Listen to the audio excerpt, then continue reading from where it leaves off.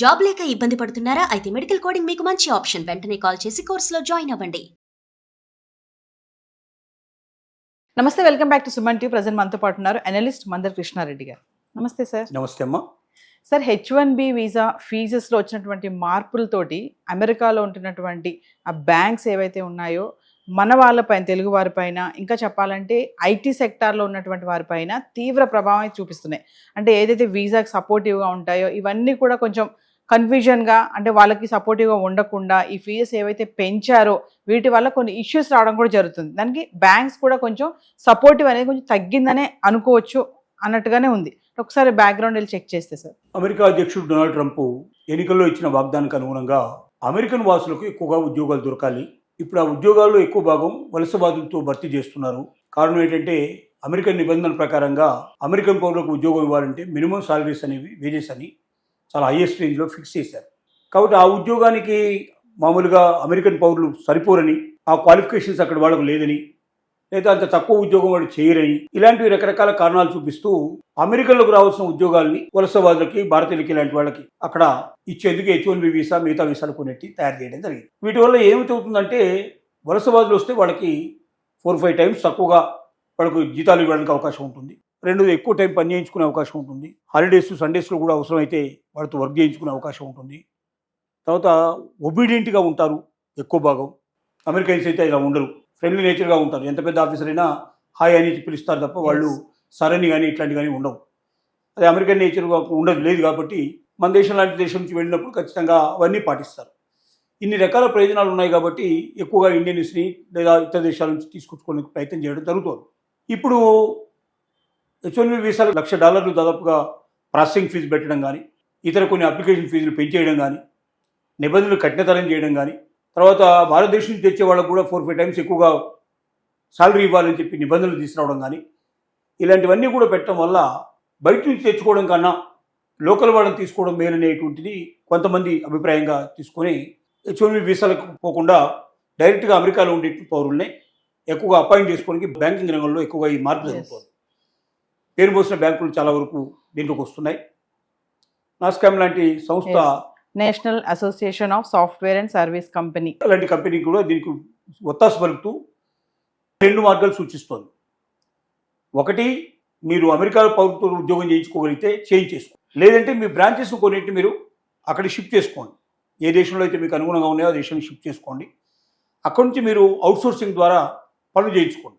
ఇక్కడే ఉండాల్సిన అవసరం లేదు. వాళ్ళు ఎక్కడ కూర్చున్నా కంప్యూటర్ ద్వారా వాళ్ళు చేసేసి మొత్తం అంతా ఇక్కడ పంపించేందుకు అవకాశం ఉంటుంది. కాబట్టి అంటే బ్యాక్ ఎండ్ ఒకటి ఉంటుంది, ఫ్రంట్ ఎండ్ ఉంటుంది. ఇప్పుడు బ్యాంకు లోపల ఫ్రంట్లో కూర్చొని పనిచేసే వాళ్ళతో పాటుగా బ్యాక్ ఎండ్ వర్క్ చేసే వాళ్ళు కూడా ఉంటారు. అంటే దీని అన్నిటినీ క్లబ్ చేసి దేనికి దానిక సపరేట్ చేసేసి ఎక్కడికి పంపించాలో దానికి సంబంధించి డీటెయిల్స్ అని పంపించేటువంటి రకరకాల పత్రులు ఉంటాయి దీని లోపల. అంటే రిజర్వ్ బ్యాంక్ ఆఫ్ ఇండియా లాగా ఒక సెంట్రల్ బ్యాంక్ ఏది ఉంటుందో ఆ సెంట్రల్ బ్యాంక్ ఇన్ఫర్మేషన్ పంపించాలి. తర్వాత కస్టమర్ ఇన్ఫర్మేషన్ అంతా ఒక దగ్గర స్టోర్ అయ్యేటట్టు చూడాలి. చాలా ఉంటాయి దీంట్లో. అంటే సాఫ్ట్వేర్లో అట్లా కొట్టంగానే అన్ని ఎక్కడికక్కడ డివైడ్ అయిపోవు. సాఫ్ట్వేర్లో ఇన్ఫర్మేషన్ ఉంటుంది.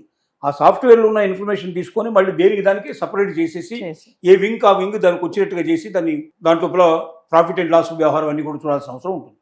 కాబట్టి ఇవన్నీ చేయాలంటే ఎక్కడ కూర్చొని చేయొచ్చు, అది అమెరికాలో చేయాల్సిన అవసరం లేదు. సో అలాంటి వాళ్ళకి ఏం సలహా ఇస్తున్నారంటే, మీరు వేరే దేశంలో అయినా సరే బ్రాంచెస్ ఓపెన్ చేసుకొని అవుట్సోర్సింగ్ ద్వారా అక్కడ నుంచి ఇన్ఫర్మేషన్ మొత్తం తెప్పించేసుకొని మీరు మీ పని పూర్తి చేసుకోండి. లేదంటే అమెరికన్స్ని తీసుకొని పని చేసుకోండి. బ్యాంకు లాభాలు రావాలంటే ఇంతకన్నా మార్గం లేదు అని బ్యాంకింగ్కి సంబంధించినటువంటి మేనేజ్మెంటు వాళ్ళ మీద ఒత్తిడి చేస్తారు.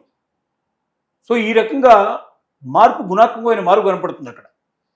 ఊరికే అమెరికన్ ప్రెసిడెంట్ డొనాల్డ్ ట్రంప్ పిచ్చి పని చేశాడని చాలామంది అనుకుంటున్నారు. కానీ కొన్ని విషయాల్లో ట్రంప్ తీసుకున్న నిర్ణయాలు దాని ఫలితాలు కూడా రావడం ప్రారంభమైంది. బ్యాంకింగ్ సెక్టార్ మీద ముఖ్యంగా కనబడుతున్నాయి. బ్యాంకింగ్ సెక్టార్లో చాలామంది H1B వీసాలకు వెళ్లకుండా ఆపేసి అమెరికన్స్ని ఎక్కువ తీసుకున్నట్టుగా కనబడుతుంది. మిగిలిన వాళ్ళు ఇతర దేశాల్లో బ్రాంచ్లు ఓపెన్ చేసుకుని అవుట్సోర్సింగ్ ద్వారా డెవలప్ చేస్తున్నా కనబడుతుంది. తద్వారా ఇతర వలసవాదుల్ని అమెరికాకు రప్పించాల్సిన అవసరం లేకుండానే తమ పనిని పూర్తి చేసుకోవడానికి ప్రయత్నాలు జరుగుతున్నాయి. అంటే రిజల్ట్స్ వస్తున్నాయి. సో ఈ రిజల్ట్స్ మిగతా రంగాల్లో కూడా డెవలప్ అవ్వడానికి ఆస్కారం ఉంది. ఇప్పుడు బ్యాంకింగ్ రంగంలో స్పష్టంగా కనబడుతుంది. మిగతా రంగాల్లో కూడా ఒక్కో దాంట్లో ప్రవేశించినట్టయితే కొన్నాళ్ళు పోయిన తర్వాత వలసవాదుల్ని ఇతర దేశాల వాళ్ళని పిలవకుండా అమెరికన్స్కే ఉద్యోగాలు ఇచ్చేయడం, లేదా తప్పని పరిస్థితి అయితే ఆ దేశాల లోపల బ్రాంచ్లు ఓపెన్ చేసుకుని అవుట్ సోర్సింగ్ ద్వారా తెప్పించుకోవడం అనేది జరుగుతుందని దీన్ని బట్టి మనకు అర్థమవుతుంది. అంటే దీనివల్ల సార్ మన వాళ్ళు ఇక అక్కడికి వెళ్ళడం అనేది తగ్గిపోతుంది అనుకోవచ్చు అంటారా? డెఫినెట్గా తగ్గిపోతుంది. ఉద్యోగ అవకాశాలు తగ్గిపోతాయి, ఉపాధి అవకాశాలు తగ్గిపోతాయి. ఒకవేళ ఇండియాలోనే ఒకవేళ దాన్ని బ్రాంచ్ పెట్టినా ఇక్కడ ఉండే సాలరీస్ వస్తాయి కానీ అక్కడ ఉండే సాలరీస్ రావు కదా. ఇక్కడ ఉండే సాలరీస్ అంటే ఇంక ఏ కంపెనీ అయినా ఒకటే, దాంతోపాటు ఆ కంపెనీ కూడా దాంతోపాటు జాయిన్ అవుతుంది. అంటే కంపెనీ తేడా ఏం లేదు. మిగతా కంపెనీలు ఎలా ఇస్తాయో అలాగే సాలరీస్ అట్లాగే ఇస్తాయి ఇండియాలో ఉండి మనం చేసినట్టయితే. అమెరికా వెళ్తున్నాం కాబట్టి అక్కడ సాలరీస్ పెంచి ఇస్తున్నారు కాబట్టి ఎంతో కొంత మిగిల్చుకొని అక్కడ నుంచి పంపించుకోవడం కానీ లేదా వాళ్ళు అక్కడ ప్రాపర్టీస్ కూడా పెట్టుకోవడం కానీ అవకాశం ఏర్పడుతుంది. రోజు రోజుకి అమెరికాకు వెళ్ళే అవకాశాలను తగ్గించేస్తున్నారు. ఇది మన భారతీయులు గ్రహించాల్సిన అవసరం ఉంది.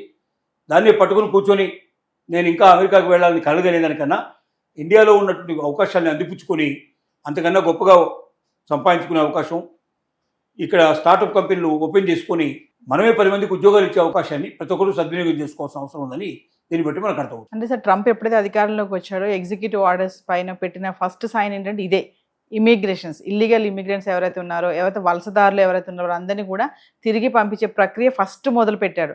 అంటే ఇప్పుడు ఇది అన్ని చూసుకుంటే కూడా ఎక్కడ వాళ్ళని అక్కడ ఆపేసేయాలి, ఎక్కువ మంది అమెరికా రాకుండా చేయడానికి అనుకోవచ్చు అంటారు. అమెరికాకు రాకుండా చేయడానికి స్పష్టంగా చెప్పాడు, మనం అనుకోవడానికి క్లియర్ చెప్పాడు. మీరు మా దేశానికి రాకండి, మా దేశం మీద డిపెండ్ అయిన వాళ్ళు ఈ దేశాన్ని వదిలిపెట్టి వెళ్ళండి, మా దేశానికి లాభం చేకూర్చేవాళ్ళు, మా దేశానికి ఆర్థికాభివృద్ధి తీసుకొచ్చేవాళ్ళు, మా దేశానికి పేరు ప్రఖ్యాతం సంపాదించే వాళ్ళు ఉన్నారు, వాళ్ళు మాత్రమే ఉండండి. లేదా మీ దేశం నుంచి డబ్బులు తీసుకొచ్చి మా దగ్గర ఖర్చు పెట్టేటైతే రండి. అంతేగాని ఇక్కడ నుంచి మాత్రం తీసుకెళ్లాలని కోరుకునే వాళ్ళు కానీ ఇక్కడి వాళ్ళ దగ్గరే డబ్బు తీసుకొని ఇక్కడే అభివృద్ధి కావాలనుకునే వాళ్ళు మాత్రం ఇక్కడ ఉండాల్సిన అవసరం లేదని చాలా స్పష్టంగా చెప్పాడు. దాని ఫలితాలు వస్తున్నట్టుగా కనబడుతుంది. బ్యాంకింగ్ సెక్టార్లో స్పష్టంగా కనబడుతున్నాయి. మిగతా సెక్టార్లో కూడా స్లోగా మిగతా సెక్టర్ అన్నిటికీ ఇది అంటుకునే అవకాశాలు ఉన్నాయి. Thank you.